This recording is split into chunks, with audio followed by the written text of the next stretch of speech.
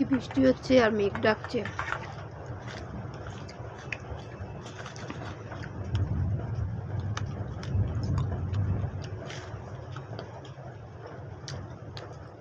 লেবু আর পেয়ারা।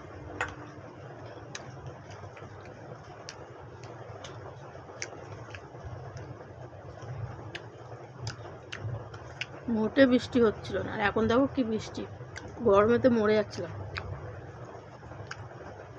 বৃষ্টি হাওয়া বাতাস কিচ্ছু ছিল না, আর এখন কি বৃষ্টি।